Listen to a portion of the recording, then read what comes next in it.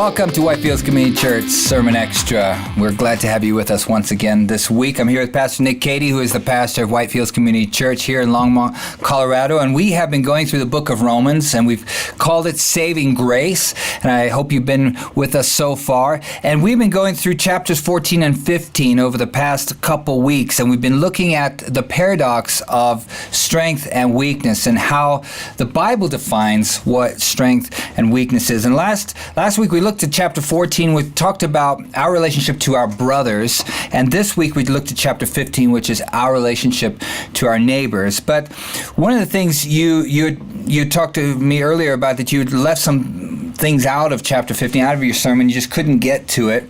And that's kind of the relationship of the church as a whole in dealing with strength and weakness, as we looked at this week. Yeah, so chapter 15, verse 1, he says, "We who are strong have an obligation not just to please ourselves, but to use the ways that God has made us strong to help and strengthen and build up others." And we're to do that in response to what Jesus has done for us. That's exactly how he lived. That's how that's the gospel message, that he who is strong became weak in order to lift us up. And, I was just thinking about this, that's true also within the body of Christ. So when I was 18 years old, I had been walking with the Lord for 2 years or so, 2.5 years, and I went on a mission trip. Actually, I went on 2 mission trips that summer after I graduated high school. The first one was to the Dominican Republic, and the second one was to Hungary. And I remember coming away from both of those trips with this very strong conviction that I had seen the churches in these areas, and then I had come back to the United States and been in church here, and just been overcome with this conviction that the parts of the body of Christ, if we are a body, really, a worldwide body of Christians, then those parts which are strong, as this verse says, have an obligation to those parts who are weak. And so I thought, man, we need to do this. Like, there are parts, I met great people doing really great things in both of these places. And I could see, man, in America, if we were to push some of our resources their way, we could really help strengthen the body of Christ in their country and in the things that they're doing. It's along the lines of what Jesus said, that the harvest is plentiful, the workers are few. Well, in some places it seems that the workers are plentiful, and other places it seems that the workers are very few. And, I remember we were in Kiev this past winter and the winter before, and I remember talking to our friend who's a pastor there, George Markey, and he said to me at one point, we were driving around the city of 5 million people, and he says, we could plant as many churches as we want if we only had enough people. They don't even need money. We just need people. And I just think, man, there's so many resources that we have. The body of Christ in America we're one of the stronger parts, right? We've got money, we've got resources, we've got people. Where we were at in Hungary, if you had a church of 200 people, that's a mega church, mm-hmm. right? And so, we think here in America, that's considered a small church. And so we live in a part of the world where the body of Christ is very strong. There are other parts of the world, the UK, the body of Christ tends to be really strong, Canada, places like Germany, and there are other places around the world. And one of the things that I saw when we lived in Hungary was that I saw how much the body of Christ in Eastern Europe, which I would say was a weaker part of the body of Christ, less resources, less people, less influence, that they really benefited from the strength of the other parts of the body of Christ. Like we would see UK organizations come in, Canadian, German organizations come in and strengthen the body of Christ in Hungary. And truly the body of Christ was strengthened by them. And so, again, just going back to when I was younger, I came away with this conviction that we who are strong, as this verse says, have an obligation to those parts who are weak within the body of Christ.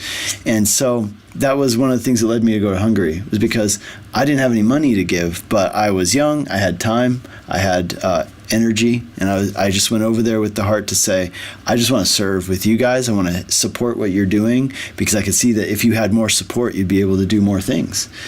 And that's also kind of our approach to missions at Whitefields. That's why we support pastors and missionaries and churches in other parts of the country. And one of the things that I kind of brag about that I love is that Whitefields, for the past 2-3 years, we've been helping build a church building for a church in Ukraine, when we ourselves are also trying to buy and build our own church building.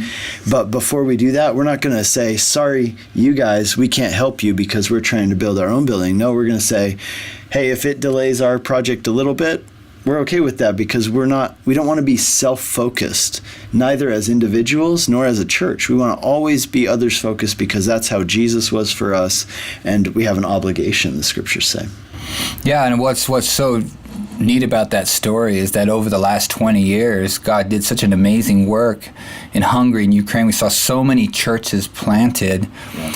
And almost what felt like being part of a revival, especially where I was in Budapest. It was just absolutely amazing, the things that God did. And then, a couple years ago, we brought a team over from Hungary and did a tour. We called it the Story of Grace Tour, and we wrote a book about what God had done, and came and kind of wanted to bless all those churches who had poured in those resources year after year after year, and just kind of preached from the stage, hey, this is what God has done. We brought a team over, brought musicians and stuff like that and tell the story of what God had done, and that people were so overwhelmed by that, and just overwhelmed by almost that kind of fresh fire, the lives that they had touched, and now we're now speaking that testimony to them. And it was such an amazing thing to go from church to church to church, and just so they could witness, what God had done overseas. And yeah, so many workers still needed in Europe, in South America, in Asia,